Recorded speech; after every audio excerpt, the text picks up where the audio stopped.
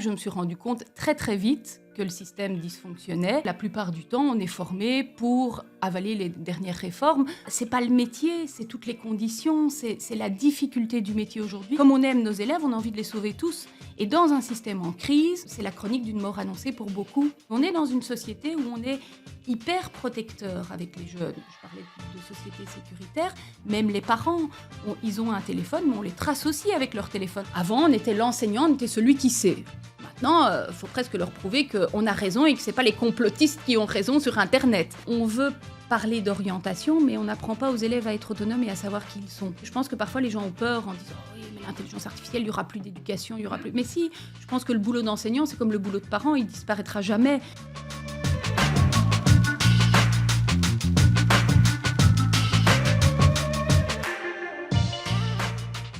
Bonjour et bienvenue dans ce nouvel épisode de 20 sur 20. Aujourd'hui, nous avons le plaisir de recevoir une femme passionnée et engagée, Fanny Demulder. Vous êtes enseignante, fondatrice de School Up, une initiative qui transforme les pratiques pédagogiques pour mieux répondre aux besoins des élèves et des enseignants d'aujourd'hui. Alors Fanny, vous êtes issue d'un milieu modeste en Belgique. Vous avez toujours été fascinée par l'école, que vous décrivez d'ailleurs comme le lieu qui vous a sauvée. On va en parler. Après avoir brillé dans le milieu académique, vous avez fait un choix audacieux, celui de revenir enseigner dans une école qualifiante, là où vous avez vous-même été élève. Votre ambition, c'est donc de réconcilier les élèves avec l'apprentissage, soutenir aussi, bien sûr, les enseignants face aux défis du 21e siècle, et puis prouver aussi que l'hétérogénéité en classe peut devenir une force. Dans cet épisode, on va parler donc de votre parcours, des défis de l'éducation d'aujourd'hui et puis de la façon dont vous transformez concrètement les classes grâce à votre approche. Fanny, vous êtes notre invitée aujourd'hui. Merci d'être parmi nous et bienvenue dans 20 sur 20. Merci beaucoup et merci de m'avoir invitée. Je suis ravie d'être là. Ravie aussi, surtout que vous nous venez donc non pas de France, mais de Belgique. Vous avez fait le déplacement ce matin pour venir de Bruxelles, comme on dit chez nous, et pas Bruxelles, voilà. Eh bien, écoutez, je ne suis pas belge, mais je prononce aussi Bruxelles, donc c'est plutôt bien. Alors, Fanny, on va commencer, si vous le voulez bien, par votre parcours, parce qu'il est, je trouve, en tout cas, particulièrement intéressant, et je pense qu'on va le voir dans un instant avec vous, mais il y a un vrai lien, en tout cas, c'est la naissance, ce parcours de votre passion pour l'éducation. Vous avez grandi dans une famille ouvrière en Belgique, je l'ai dit en introduction, et vous avez été, vous l'avez souvent dit dans des interviews, marqué par votre relation avec votre grand-mère, qui était artiste peintre. Est-ce que c'est ce contexte familial-là qui a influencé quelque part, d'une manière ou d'une autre, votre vision de l'école et de l'apprentissage ? Je pense que c'est ce que vous avez dit en introduction, mais effectivement, moi, l'école, je viens d'un milieu assez ouvrier, où l'école n'était certainement pas le centre. Mais ma mère raconte souvent cette anecdote qu'arrivée à 2 ans et demi, je n'avais pas été à la crèche, j'arrive à l'école. Je pleure toutes les larmes de mon corps, comme les jeunes enfants. Et elle s'inquiète toute la matinée. Et à midi, quand elle vient me chercher en se disant qu'en période d'adaptation, je ne vais pas rester, je hurle en me tenant à la grille en disant « Je ne veux pas partir, je veux rester avec Madame Dadine ». Et donc, elle le raconte toujours. Mais je pense qu'effectivement, l'école et moi, ça a été une grande histoire d'amour, sans doute avec beaucoup de personnes qui m'ont fait grandir et qui m'ont donné le goût de l'apprentissage, en fait. Je pense que, ou alors j'aimais déjà apprendre, mais ils ont su cultiver ce goût. Et c'est vrai que quand je pense à mon parcours scolaire, je pense d'abord à de nombreux enseignants pour lesquels j'avais beaucoup d'admiration et qui me donnaient en fait ce savoir qui manquait sans doute à la maison. Parce que vous dites souvent que l'école, elle vous a sauvé. Pourquoi ?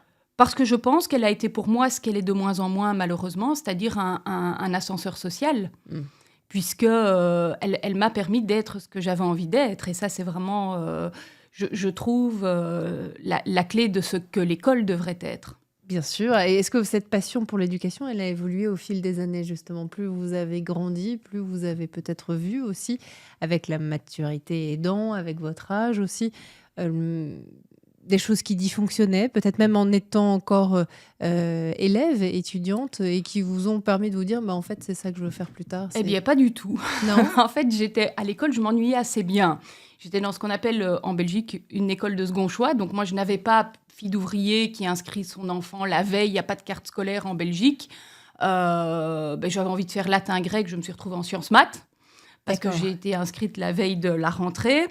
dans une petite école, ce qu'on appelle chez nous les écoles de second choix, c'est-à-dire pas les grands collèges élitistes où à l'époque il y avait beaucoup de files d'attente, une grosse pression, et pas non plus dans les écoles dites chez nous poubelles où vraiment sont des écoles presque ghetto. Donc j'étais dans une petite école moyenne et je m'embêtais assez bien. Je réussissais assez facilement, mais avec des profs qui ont éveillé cette curiosité, ce savoir, qui ont cru en moi aussi. Moi, je me demandais toujours quand mes parents arrivaient, mais bon, j'avais une mère qui était brocanteuse, qui arrivait avec son vieux cigare, ses cheveux en l'air, ses tongs, et je me disais, mais les profs sont tellement gentils avec moi. Et quand je suis devenue enseignante, j'ai compris pourquoi. C'est qu'effectivement, ils continuaient à cultiver, à me donner confiance en moi, à me dire que c'était important d'apprendre, parce que ils sentaient sans doute le décalage entre mon milieu familial et les capacités que je pouvais montrer. Et donc, je pense que c'est ça, c'est vraiment ces personnalités. Par contre, je m'ennuyais beaucoup. C'est-à-dire que c'est une école où il n'y avait pas d'énormes défis intellectuels, cognitifs. Je me souviens, j'écrivais beaucoup de poèmes, je dessinais un peu sur mes cahiers. Et donc, je me vouais pas du tout à l'enseignement. Je voulais être journaliste. D'accord. Pour voyager dans le monde, pour écrire. Et à l'époque, chez nous, la fac de journalisme, on l'appelait la fac poubelle. Donc, je n'ai pas fait journalisme, et n'ayant jamais fait de latin, j'ai fait les romanes. Et donc, langue et littérature française, romane. Et donc, j'ai dû rattraper mes 6 ans de latin en une année. Et j'ai trouvé ça très facile parce que j'avais fait sciences maths. Et donc, je disais, c'est comme les maths, le latin, c'est assez simple. Oui, donc, j'ai eu un parcours sans histoire à l'université. J'étais plutôt brillante. On m'a proposé de faire un projet de thèse que j'ai heureusement refusé. Et en fait, je suis tombée dans l'éducation, je vais dire presque par hasard, puisque c'est mon ancien directeur qui m'appelle, qui dit, écoute, on ne trouve pas de prof de français. Il paraît que tu as un diplôme. Est-ce que tu veux bien venir faire un remplacement d'1 an ? Et donc, en sortant, j'étais assistante chargée de cours à l'université. Ça ne me plaisait pas trop parce que c'était sans doute pas ce qui me convenait. Et donc, je dis, je vais faire 1 an. J'avais quand même fait mon agrégation parce que ça se faisait. D'accord. Et j'ai adoré, en fait. J'ai adoré et ça a été vraiment le coup de cœur. Et c'est là que je me suis rendu compte très, très vite que le système dysfonctionnait, très, très vite que j'aurais du mal à m'y intégrer, mais aussi de tous les défis. C'est-à-dire que, je le raconte toujours, c'est mon premier conseil de classe. Donc, on est à peu près, je ne sais pas comment ça fonctionne ici en France, mais donc on est fin octobre, début novembre, et on fait un premier point sur les élèves. Oui. Et donc, moi, je me pose plein de questions. Les corrections, c'est compliqué. Je ne sais pas comment faire progresser mes élèves. Et surtout, ayant toujours été une élève sans histoire, je ne comprends pas pourquoi ils ne comprennent pas. Dans la même école où j'ai été élève et où, finalement, j'ai des élèves assez moyens qui ont été parfois jetés des grands collèges chez nous avec des options plus faciles, mais pas plus de moyens. C'est juste que c'est une petite école plus familiale. On a les mêmes programmes, on a presque les mêmes exigences, j'ai envie de dire. D'accord. Et donc, je ne comprenais pas pourquoi ils ne comprenaient pas. Et donc, j'étais beaucoup en questionnement sur mes propres capacités d'enseignant. Et donc, j'arrive à ce premier conseil de classe. Et là, un élève à 52%. Et donc, j'essaye timidement de lever la main. Et on me dit, non, mais il a réussi, c'est bon. Je me dis, il a réussi, ça n'augure rien de bon. Mais bon, on n'a pas le temps parce qu'on est tout le temps sous tension, encore plus aujourd'hui qu'au début de ma carrière. Et donc, on n'en parle pas. Et puis, un élève est en échec. Et là, je me rends compte qu'en gros, je caricature très fort, mais c'est un peu ce qui se passe. On trie les élèves. Ah, celui-là, il ne fout rien, c'est un fainéant. Ah, celui-là, non, il a un poil dans la main, comme on dit chez nous. Ah, c'est pas un poil qu'il a, c'est une perruque. Et donc, on trie les élèves fainéants ou alors ils sont limités. Ah oui, il ne comprend rien. Hein. Il va aller, et chez nous, c'est les filières de relégation, le technique, le professionnel. Ah oui, non, lui, il ira en technique, lui, il faut travailler le projet. Et plus rarement dans l'école où je suis, de temps en temps, ils ont des problèmes sociaux, donc on leur donne une tartine et on les envoie chez nous au centre PMS. Et donc, je suis fort heurtée de ça en me disant, mais en fait, si mon boulot, ça consiste à trier les élèves entre cons et fainéants, quelle est ma valeur ajoutée en tant qu'enseignant ? Bien sûr. Et aujourd'hui, je pense que j'avais beaucoup de jugement aussi sur ça. Hein. Je pense que j'avais une posture un peu haute et un peu jugeante en me disant, mais on n'a rien pigé au boulot. Et je pense que c'est là que a commencé à se jouer le fait d'abord que je voulais sauver mes élèves avant de sauver l'école, et puis qu'il y avait un problème beaucoup plus systémique dans l'enseignement. Donc moi, je me suis énormément formée. Madame Coffinier, qui est venue chez vous récemment, expliquait ce problème de la formation continue des enseignants. C'est un grave problème parce que effectivement, la plupart du temps, on est formé pour avaler les dernières réformes. Moi, je me suis formée énormément à titre personnel, mais en tant que jeune enseignant, j'ai fait de la pédagogie PNL, j'ai fait de la gestion mentale, mais tout ça sur fonds propres. Ouais. Et donc, je me suis énormément formée. Tous les derniers 15 jours des vacances au mois d'août étaient consacrés à de la formation continue. Et donc, je me suis énormément outillée. D'abord, c'est mes premières amours, sur tout ce qui est stratégie d'apprentissage. Et donc, pour moi, c'était vraiment le défi de dire, mais comment mes élèves font pour apprendre à apprendre? Comment est-ce que moi, je vais les outiller? Si je ne comprends pas pourquoi ils ne comprennent pas, je ne vais pas pouvoir les guider. Et donc, ça a été mes premières amours. Et c'est là aussi, je pense que je me suis rendu compte, et j'ai commencé à travailler dans des projets pilotes, etc., qu'il n'y avait pas que les élèves à sauver, qu'il y avait sans doute un système à changer. Justement, alors merci pour cette introduction qui effectivement donne beaucoup de détails sur l'origine de votre amour pour l'école. Vous dites, et on en a parlé tout à l'heure, que justement l'école vous a sauvé. Est-ce qu'elle sauve encore des élèves aujourd'hui, selon vous? Malheureusement, de moins en moins. De moins en moins. Vraiment, je pense que on a une école qui se veut égalitariste et l'intention ne fait pas toujours l'effet. Ouais. À force d'égalitarisme, en fait, on se rend compte que les élèves les plus défavorisés, ceux qui viennent des milieux sociaux les plus modestes, ont certainement moins de chances aujourd'hui qu'à mon époque de briller ou d'arriver à l'université. Quand vous avez décidé de revenir enseigner dans votre ancienne école, vous dites que votre mère a qualifié ce choix de minable. Oui. C'est pas facile à entendre, ça. Non, c'était un peu dur, surtout que ma maman a été à l'école jusqu'à 15 ans, n'a pas fini sa scolarité. Votre papa aussi, je crois. Mon papa jusque 12, donc en première, l'équivalent de chez vous, l'entrée au collège ou un petit peu après, il était déjà sur chantier. Pourtant, il est né en 56, donc on ne parle pas... Je dis toujours en rigolant, je ne suis pas toute fraîche, mais je ne suis pas si vieille que ça. Et donc, à l'époque, l'école obligatoire telle qu'on l'a définie aujourd'hui, c'est pas si vieux en fait. Ouais, c'est la fin des années 80, c'est plutôt ça. Donc oui, elle a trouvé... En fait, je pense que c'était effectivement avoir un enfant brillant qui est sollicité pour un premier poste à l'université, qui a un projet de thèse, à pouvoir dire de sa fille de 22 ans, bah oui, elle est professeure à l'université, ça a quelque chose de prestigieux. Bien sûr. Et dire mon enfant est prof, c'est nettement moins sexy, manifestement. Moi, j'étais effectivement fort choquée de ça. Et en même temps, je pense que c'est la réalité d'aujourd'hui. On parle de prolétarisation de l'enseignant. Ça fait plus rêver. Et c'est triste parce que, encore la semaine dernière, je formais des enseignants. Et il y a une enseignante passionnée qui se forme tout le temps aussi à titre personnel. C'est ça la difficulté, c'est que c'est toujours à titre personnel que ces enseignants vont se former. Et qui me disait, j'adore mon métier, mais je suis tellement heureuse que ma fille n'ait pas choisi cette voie. Et c'est triste, parce qu'elle dit, c'est pas le métier, c'est toutes les conditions, c'est la difficulté du métier aujourd'hui qui me fait souhaiter autre chose pour mes enfants. Et en toute honnêteté, je me dis la même chose pour mon enfant. Et pas parce que le métier n'est pas extraordinaire. Moi, je reste, même si je ne suis plus dans les classes aujourd'hui, je reste dans la tête, dans le cœur, dans les tripes. Je reste une enseignante et je pense que c'est le plus beau métier du monde. Mais aujourd'hui, les conditions sont extrêmement complexes. C'est ce qui explique, selon vous, la crise aussi de l'emploi des enseignants, notamment en France. J'imagine qu'en Belgique, c'est assez similaire. C'est la même chose, oui. Crise des vocations. On en est à recruter en France des enseignants, notamment des enseignantes, à partir du moment où elles ont 3 enfants dans des académies. Parce que selon le ministère, l'académie, si vous avez 3 enfants, vous savez gérer des enfants et donc une classe. Toujours est-il que c'est pas le même métier et que c'est quand même sacrément dégradant, j'imagine. Enfin, évidemment pour les enseignants. Pour tout le monde, je pense qu'il y a sans doute certaines qualités. En fait, la question c'est qu'est-ce qui fait l'identité d'un enseignant ? Et aujourd'hui, au XXIe siècle, on a besoin de compétences sans doute très très variées.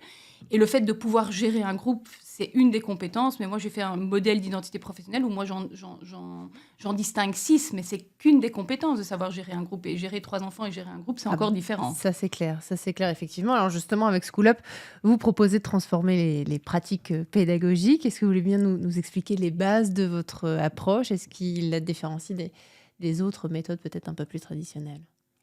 Je pense que la première chose, c'est sans doute dans notre approche, c'est de rencontrer les enseignants. Et c'est pour ça que je vous dis, je pense qu'au début de ma carrière, j'étais beaucoup plus jugeante, beaucoup plus critique. Quand on a toujours été un peu workaholic, on a envie de dire oui, mais il suffit il y a qu'à, il faut se faire un peu violence.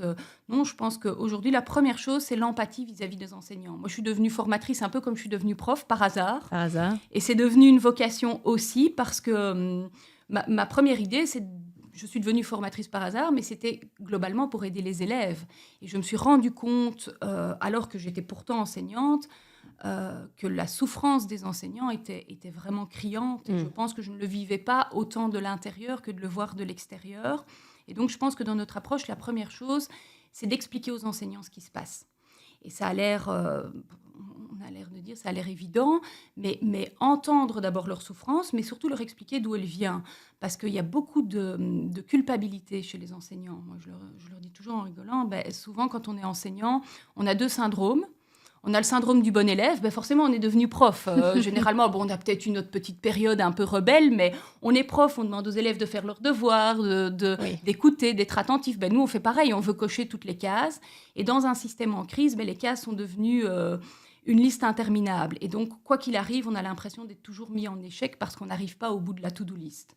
Et donc, quand on a le syndrome du bon élève, c'est compliqué.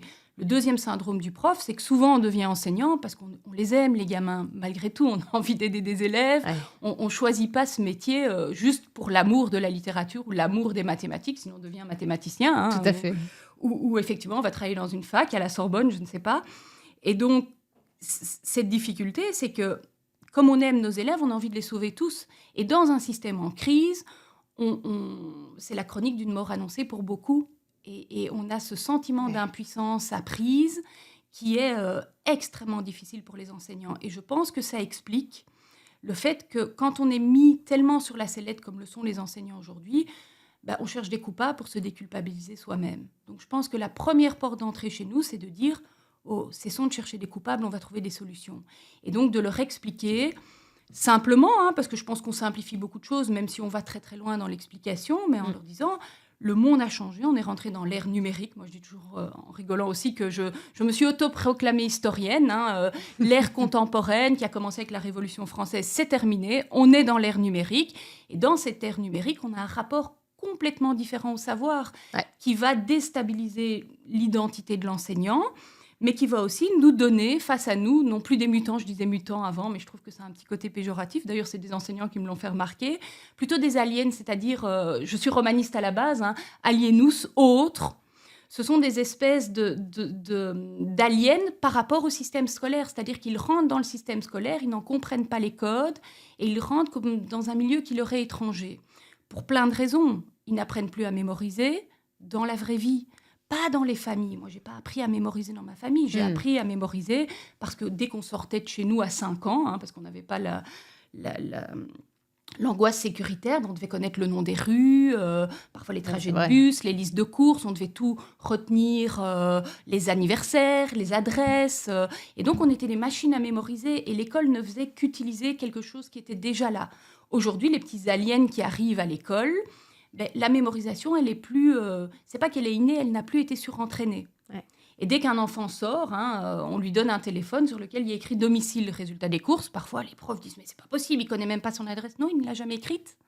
Et donc, on n'a plus cette mémorisation, je veux dire, qui va de soi, et que les profs, je vais dire, affinaient, peaufinaient, utilisaient, mais n'installaient pas. Ils partaient d'une base. Ils partaient d'un acquis, mais qui n'était pas un acquis parce que les élèves étaient plus malins, qui était un acquis...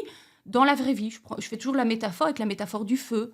Aujourd'hui, je vous donne une pierre et une pyrite, je vous demande de faire du feu, à moins que vous ayez fait Koh-Lanta ou Scout+++, personne ne sait le faire. Oui. C'est un savoir qui s'est perdu parce qu'on n'en a plus besoin pour survivre.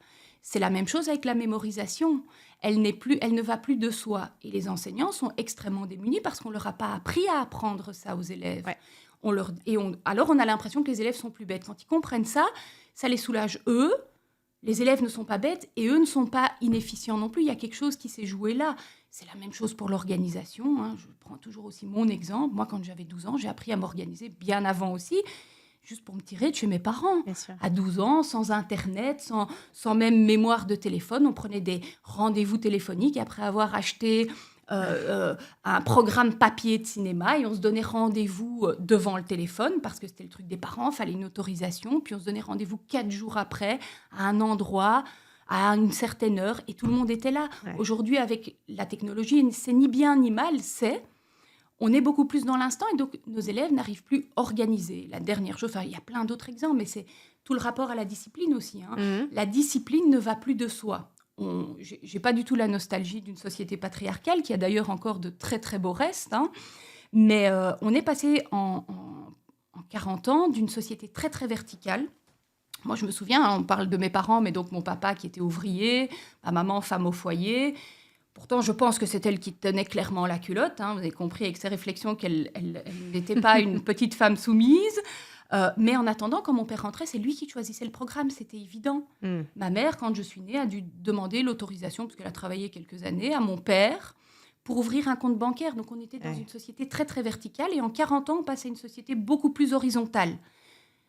Et on tombe dans le piège pour les enseignants. Soit on veut restaurer cette verticalité, mais qui n'est plus. Nos petits aliens ne fonctionnent plus comme ça parce que la société ne fonctionne plus comme ça. Et c'est une bonne chose, mais l'autorité du prof n'est plus là a priori. Et la deuxième chose, c'est qu'alors on tombe dans l'autre piège, c'est on veut être copains. Mais l'égalité, l'horizontalité ne veut pas dire égalité. Et à nouveau, on n'a pas outillé les profs à ça. À apprendre aux élèves à apprendre, à mémoriser, à s'organiser, à apprendre aux élèves à quelque part faire autorité sans autoritarisme ou sans jouer aux copains.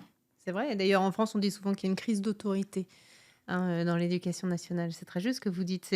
Et quelque part, c'est assez paradoxal parce que quand vous racontiez l'histoire de quand vous étiez jeune, effectivement, en fait, vous étiez très autonome quelque part.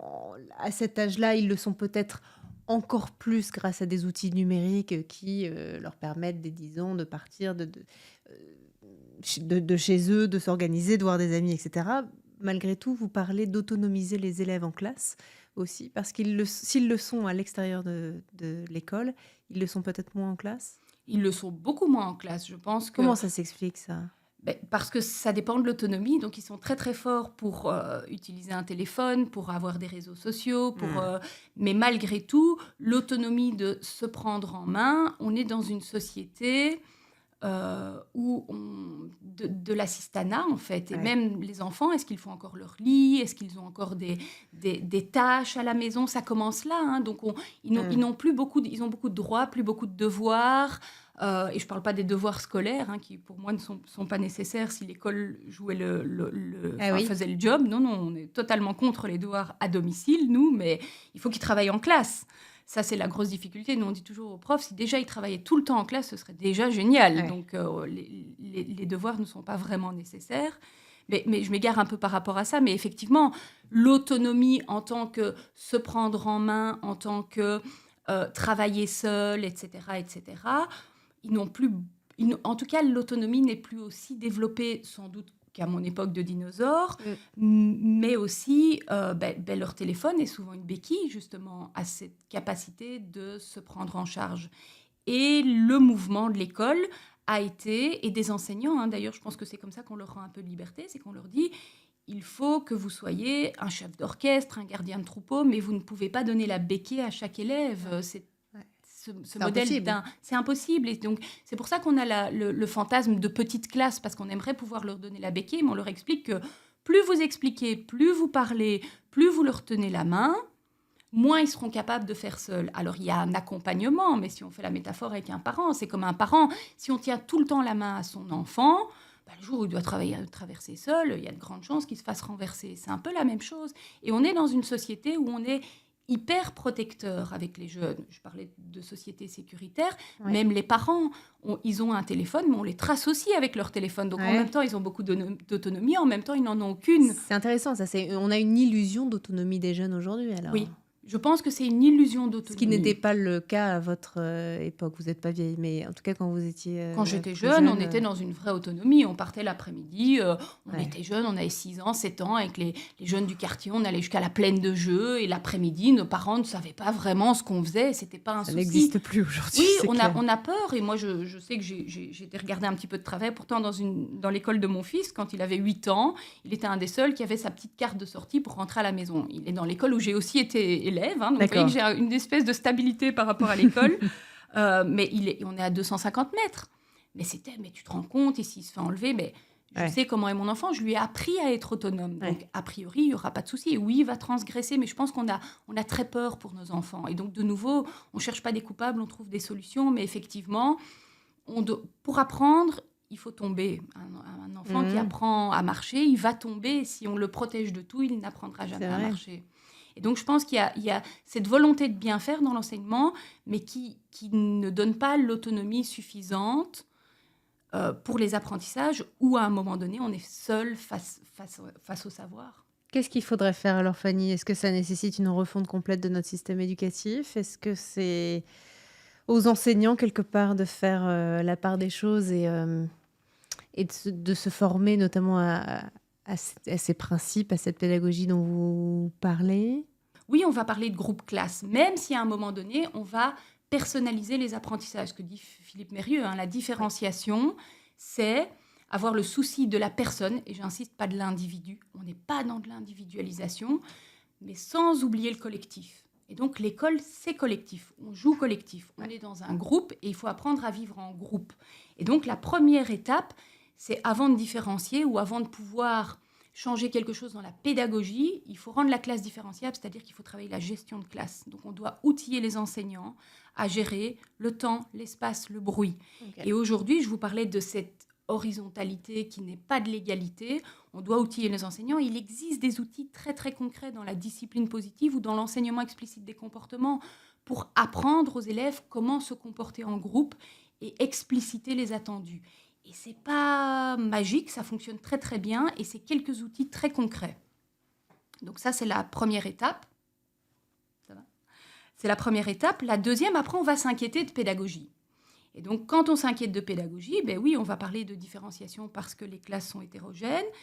Et ce qui est très difficile, et vous voyez bien que j'ai un débit de parole, je suis prof. Mais c'est passionnant. Voilà, je suis prof, donc moi je peux parler toute la journée, mais il y a un grand deuil à faire, et ce deuil, je l'ai fait quand j'ai rencontré John, parce que moi finalement j'étais très forte pour parler, mais je parle, mes élèves écoutent. Ouais. Ça, c'est le modèle classique. Et je parle bien, donc ça fonctionnait bien. Et comme en plus j'étais formée en stratégie d'apprentissage, je leur donnais tous les coups de tournevis pour apprendre derrière, mais n'empêche que j'avais une posture très classique. Je parle, ils écoutent. Et j'avais bien entendu qu'on avait dit qu'il fallait rendre l'élève acteur, etc. Mais quand vous mettez les élèves et que vous n'êtes pas outillé à ça en travail de groupe, c'est vite le bordel, ça fait du bruit. Et moi, j'étais une intolérante au bruit. Donc, je me disais, bon, allez, j'ai fait mon travail de groupe, je me mets ma gommette, maintenant, je parle, ils écoutent. Ouais. Et le changement de posture, c'est apprendre à parler moins en collectif. Et ça, il y a parfois un vrai deuil à faire. Enfin, en tout cas, moi, je dis parfois en rigolant, je suis devenue formatrice, comme ça, je peux continuer à parler. Et donc, je disais, la deuxième chose, c'est effectivement le deuil à faire que être enseignant, c'est expliquer. En tout cas, c'est expliquer en collectif. Et donc, on est très fort parce qu'on a appris par imitation. Et donc, on est très fort dans le modèle de l'ex cathedra. On a enlevé les estrades, mais en attendant, on est toujours dans « j'explique, tu écoutes ». Et en écoutant, c'est même pas « tu vas apprendre ». Tu vas recevoir le savoir et puis tu iras apprendre à la maison. Et c'est ça qu'il faut changer. Et donc, pouvoir dire aux profs, une fois qu'ils ont compris qu'on est de leur côté, parce que c'est vraiment le cas, il va falloir parler moins en collectif. Et alors, les profs sont assez d'accord avec ça, mais par quoi on remplace le fait de parler ? Et pas par les travaux de groupe, comme je disais, parce que ça ne fonctionnera pas. Et là, c'est là que vient notre méthodologie et les marches d'escalier pour arriver à faire ça. Comment ça fonctionne alors concrètement ? Eh bien, la première chose, on leur dit, c'est remplacer plein de moments ex cathedra par des rituels. On a perdu dans notre société, qui est déchristianisée, on a perdu la force du rituel. Alors, on l'a parfois encore dans les classes maternelles, un peu en début de primaire. Au collège, on a complètement perdu ça, alors qu'on a besoin de rituels. Et c'est dans les rituels qu'on va aller... on parle des 4 piliers de l'apprentissage, Stanislas Dehaene, qui n'était pas toujours très populaire chez vous, mais bon, qui est un grand scientifique pourtant. On parle des piliers de l'apprentissage, et donc on va, dans les rituels, aller automatiser plein de savoirs de base pour arriver à la maîtrise. Et les rituels, quand ils sont bien faits, on les réclame. On est des humains, on est des êtres d'habitude. Et donc, si vous faites des interros surprises, vous êtes un méchant prof. Si vous mettez en place un rituel où, à chaque début de cours, vous interrogez sur, par exemple, moi je le faisais, sur un des courants littéraires où on doit remettre les mots-clés, en fait, les élèves vous le réclament. Quoi, on ne fait pas l'interro aujourd'hui ? On ne fait pas le petit test. Et alors, on essaye d'éviter d'appeler ça test interro, mais voilà, on fait... Le test, ça fonctionne encore bien. On fait le petit test, comme un test d'effort. Ou comme, et donc, le rituel va nous permettre de progressivement, parce qu'on est vraiment dans cette idée d'une méthodologie qui ne révolutionne pas le système mis en place, mais qui permet de le transformer en profondeur de l'intérieur. Donc, pas de révolution, mais une évolution. Est-ce que ça veut dire qu'être enseignant aujourd'hui, c'est plus difficile qu'il y a 30 ans, par exemple ? Clairement. Clairement, parce que c'est ce que je disais, les élèves ont fondamentalement changé.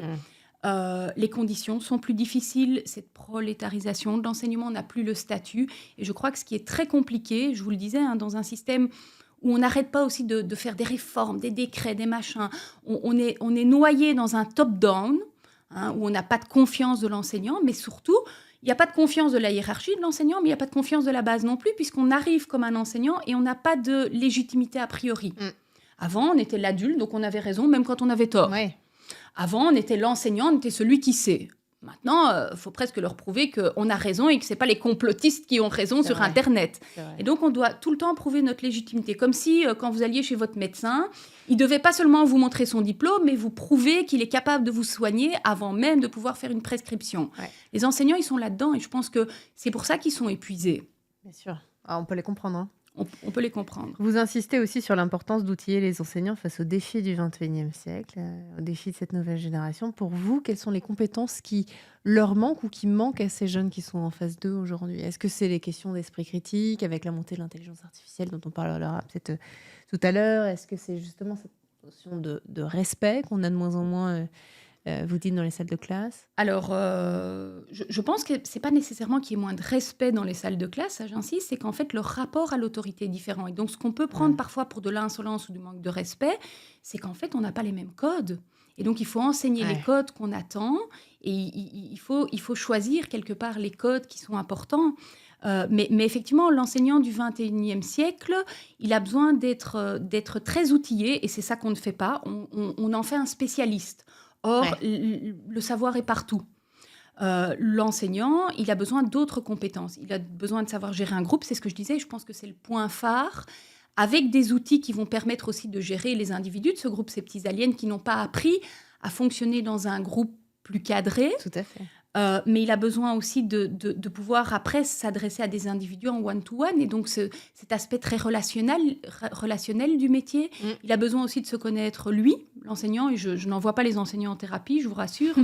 Mais la connaissance de soi est sans doute une des grandes clés aussi d'un boulot relationnel. Donc, moi, je dis toujours, la moitié de notre boulot, il est relationnel. Relation groupe, relation à l'autre, relation à soi. Il y a des outils concrets qui existent. La deuxième chose, c'est l'aspect contenu.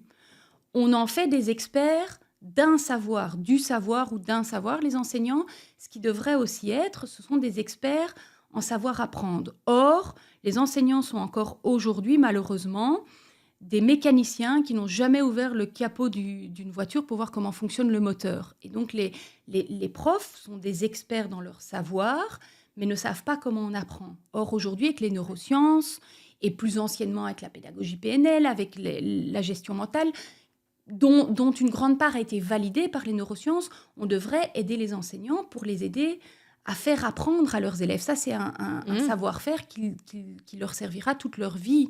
Et avoir une maîtrise de comment je mémorise, comment je comprends, comment je réfléchis. Donc, l'esprit critique, c'est pas tout. J'entendais Madame Coffinier qui parlait aussi de la mémorisation, de la capacité de synthèse, mais il faut d'abord aussi mémoriser des savoirs, il faut aller en profondeur dans la maîtrise de la langue. Et donc, c'est tout ça dont on a besoin.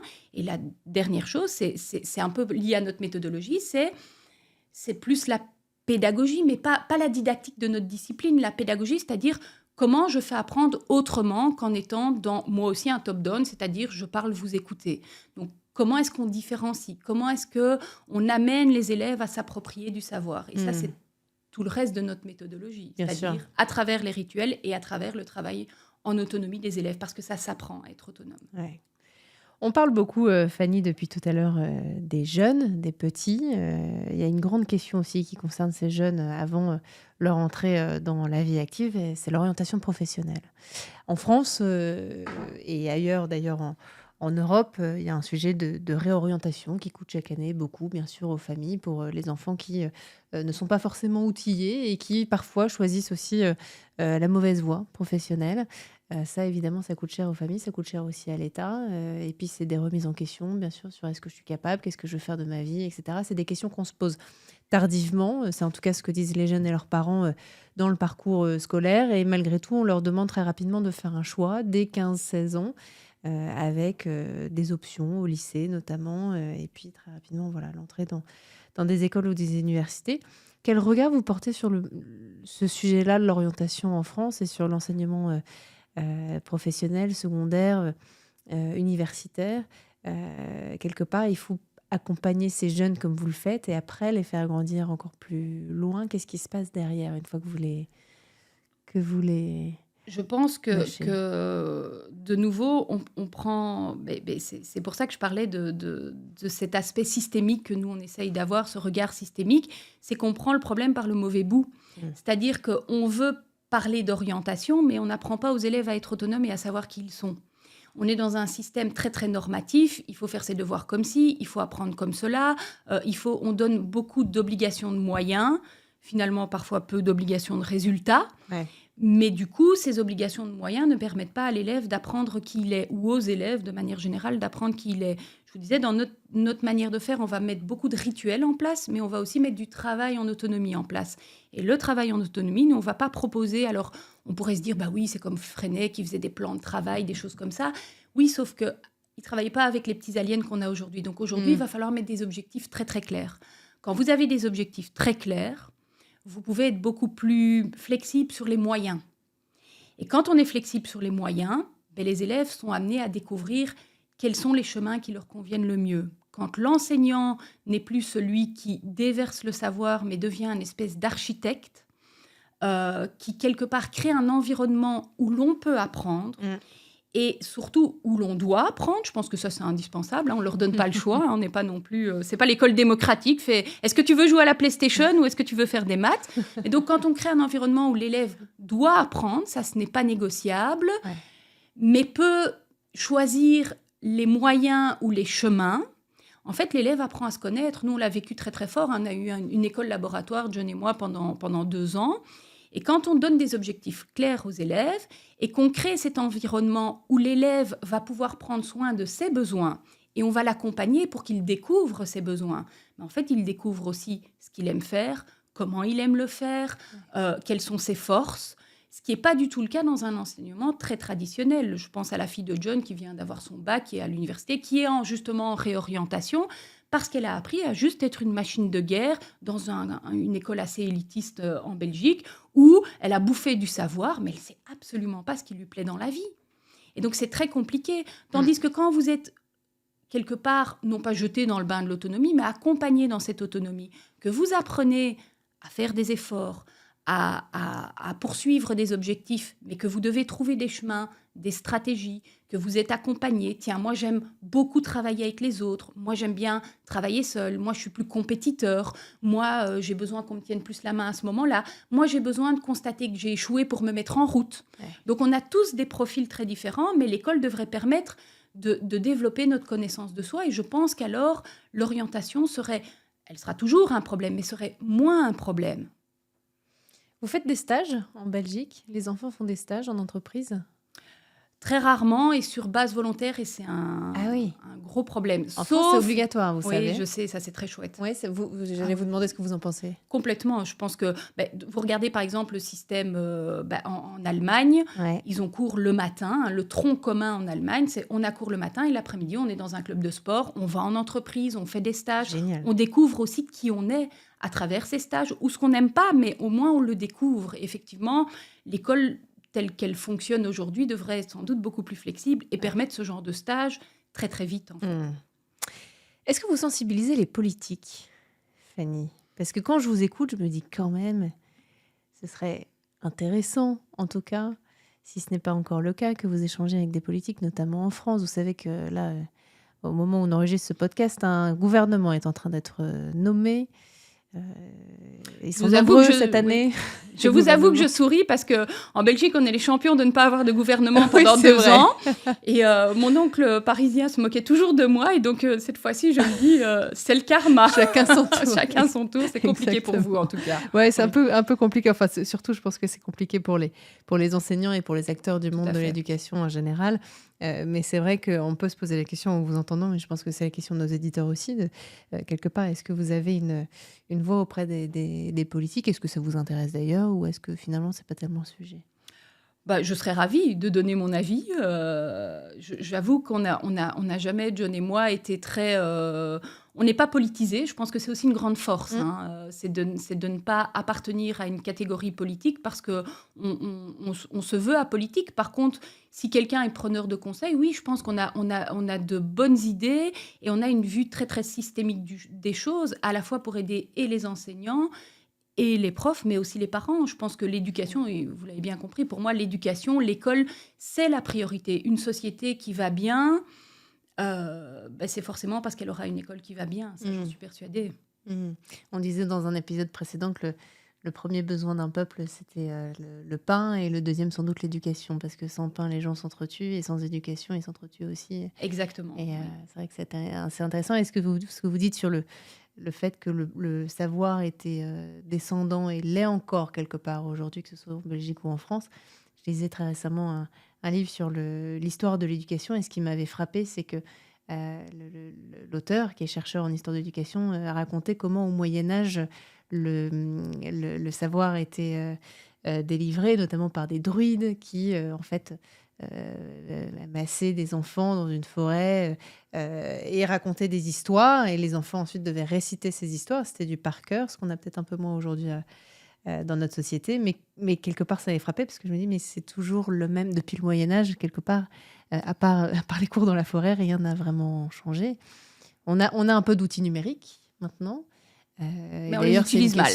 Voilà, j'allais vous dire, qu'est-ce que vous en pensez? Si vous m'invitez avec des politiques, je vous donne l'idée d'un logiciel qui pourrait véritablement changer la donne. Oui, on est sur un projet avec John d'un logiciel, mais en fait, ce qu'il y a, c'est que... et alors, je ne suis certainement pas à diaboliser l'intelligence artificielle, certainement pas... parce que je pense que parfois, les gens ont peur en disant « Oui, mais l'intelligence artificielle, il n'y aura plus d'éducation, il y aura plus... » Mais si, je pense que le boulot d'enseignant, c'est comme le boulot de parent, il ne disparaîtra jamais. Ouais. La seule chose, c'est qu'il faut le faire évoluer. Et les druides qui étaient dans la forêt, ils se permettaient d'être dans la forêt, pas sur des bancs. Mais d'un autre côté, il y avait beaucoup de par cœur. Ce qu'on a perdu, c'est peut-être un tort pour certaines choses. Ça ne veut pas dire qu'on ne doit pas leur apprendre à réfléchir. C'est-à-dire que quand on ne mémorise plus rien, il est difficile d'arriver au savoir complexe. Ouais. Et donc, il y a un rapport à la mémorisation qui doit être, non pas... on ne doit pas revenir à ce qui existait avant, mais on doit revaloriser le fait qu'on doit apprendre certaines choses, on doit mémoriser certaines choses pour pouvoir justement aiguiser notre esprit critique ou notre compréhension. Il n'y a pas de compréhension sans savoir de base. Et inversement, on doit comprendre. Enfin, c'est une boucle vertueuse. Et donc, je disais, moi, je ne diabolise absolument pas l'intelligence artificielle. Mais en tout cas, le numérique n'est pas du tout utilisé à bon escient. C'est-à-dire qu'aujourd'hui, le numérique pourrait être, à travers un logiciel éducatif, quelque chose qui permettrait d'avoir un feedback immédiat, qui est un des moteurs les plus puissants de l'apprentissage. Donc, quand on reçoit un feedback immédiat, quand on apprend quelque chose, et on le voit d'ailleurs quand on fait un sport, on reçoit du feedback immédiat, on progresse. À l'école, le feedback est différé. L'outil informatique nous permettrait d'avoir un feedback immédiat sur le savoir et d'avoir le prof qui donne un feedback sur le savoir-faire. Et ce serait génial. Ça, je confirme. Vous nous tenez au courant de la sortie du logiciel ? On va devoir rencontrer des politiques, alors. Bon, on va essayer de vous ouvrir quelques portes en France, en tout cas. On va passer à la deuxième et dernière partie de l'interview, si ça vous va, Fanny. Après avoir évoqué tout ça, on va passer à des questions plus rapides qui demandent une réponse plus rapide, en un mot ou en une phrase. Je sais que c'est pas toujours facile, mais on tente l'exercice, vous êtes d'accord ? On tente l'exercice. Allez, c'est parti. Si vous deviez choisir un mot seulement pour décrire School Up. Peut-être 2 transformations réjouissantes. Ouais. Pour rappel, quand est-ce que vous avez créé School Up ? On a créé l'école du dialogue, donc l'ASBL 2018, je dirais, mais effectivement, sous la bannière School Up, ça fait 3 ans. D'accord. Votre plus grande fierté dans votre parcours ? Quand je reçois un feedback positif. l'importance du feedback. Diplôme ou expérience? Les deux. Les deux. La qualité la plus importante pour réussir un changement dans l'éducation, que ce soit en France ou en Belgique? La remise en question. Remise en question. Une chose que vous changeriez dans l'enseignement supérieur? Ouf. Vous avez le droit de faire une liste de courses aussi, si vous voulez. Mais... Je réfléchis. Si vous aviez demain les clés, si on vous donnait... justement, si François Bayrou, le nouveau Premier ministre, vous nommait ministre de l'enseignement supérieur, quelle serait votre première action? Sans doute travailler sur le cursus. Ouais. Et à l'école? La formation continue des enseignants et le logiciel. Ouais. Allez, magnifique. Quel conseil vous donneriez à un jeune qui hésite à se lancer dans l'enseignement? Quelqu'un qui peut-être nous écoute aujourd'hui. Forme-toi. Forme-toi. C'est un métier d'avenir. Oui. Ouais. Une idée fausse que les gens ont sur les profs? Ce sont des foutards. Yes. Votre vision de l'éducation dans 20 ans? Alors déjà, est-ce qu'elle est positive ou est-ce que vous craignez pour l'école dans 20 ans? Je pense que j'ai beaucoup de craintes. J'ai envie de dire une évolution réjouissante. J'espère que ce sera ça. Ouais. Bon, on croise les doigts? Voilà, on croise les doigts. Allez. Et je sais que vous y attelez. Je sais aussi que vous lisez beaucoup. Oui. Vous adorez ça. Est-ce qu'il y a un livre récemment qui vous a inspiré justement dans vos recherches autour de l'éducation? Alors, j'ai adoré lire un des derniers livres que j'ai lu de Steve Masson qui a activé ses neurones. Mais j'ai envie de dire, en fait, tout sert parce que tout sert de modèle. Donc, pour le moment, je lis beaucoup en systémique. Je lis aussi beaucoup de philosophes. Et il y a un livre qui me vient, c'est un des derniers que j'ai lu, qui est « Le calme et la clé ». D'accord. Voilà. Merci beaucoup. Une compétence que tout le monde devrait apprendre? Rire de ses échecs et fêter ses victoires. Magnifique. Le plus grand défi des jeunes aujourd'hui? Je dirais trouver leur ikigai, mais peut-être simplement, trouver leur place. Pas facile, hein? C'est pas facile. Allez, on passe aux 3 dernières questions. D'abord, le prof ou la prof qui a changé votre vie? Là, je vais avoir une liste de courses, je pense. Il y en aurait tellement. Le premier qui me vient comme ça, c'est peut-être Monsieur Dominici, mon prof à l'université. Pourquoi il a changé votre vie? Sans doute son rapport au savoir, et parce que quand je lui ai annoncé que je renonçais à mon projet de thèse, il ne m'a pas jugé, il m'a dit « je comprends ». Bravo. Un mot pour décrire ce podcast qui a pour objectif, vous l'aurez compris, de agréger les acteurs de l'éducation, de l'enseignement supérieur et d'émettre et de provoquer des réflexions aussi sur ces sujets-là. Une merveilleuse initiative. Merveilleuse initiative, bon, c'est sympa. On vous réinvitera. Ah, ça va. Et dernière question, et pas des moindres. Si vous deviez passer le flambeau du micro de 20 sur 20 à plusieurs ou une personne dans l'éducation, l'enseignement supérieur, ou n'importe qui, d'ailleurs, ça peut être un politique, ça peut être un ami, mais pour nous parler de ces sujets-là, à qui vous penseriez? À John, sans doute mon collaborateur. À qui d'autre? Qui? Oui, notre nouvelle ministre de l'Éducation, Madame Glatini, sans doute. Je trouve qu'elle a... Enfin, j'ai eu l'occasion de l'écouter 2 fois, et je vous dis, je ne suis pas du tout politisée, mais j'ai trouvé au moins son discours, en tout cas empathique, transparent aussi sur le fait que... honnête sur le fait qu'il n'y avait pas de nouveaux moyens, mais que la question était une question de meilleure répartition des moyens. Donc peut-être elle, oui, je trouve qu'elle est intéressante à écouter. Sans doute, un neuroscientifique, Steve Masson, peut-être. On va les appeler de votre part. Merci infiniment. Avec grand plaisir, merci de m'avoir accueilli. Ça a été un immense plaisir et au-delà de ça, un échange absolument passionnant. Bravo pour ce que vous faites. On vous souhaite tout le meilleur pour la suite, en tout cas. Et puis, on va contacter John aussi, qui nous regarde et qui nous écoute dans cette même pièce. Et merci d'avoir été là à tous les deux, en tout cas. Merci, Fanny. Merci beaucoup à vous. Au revoir. À bientôt.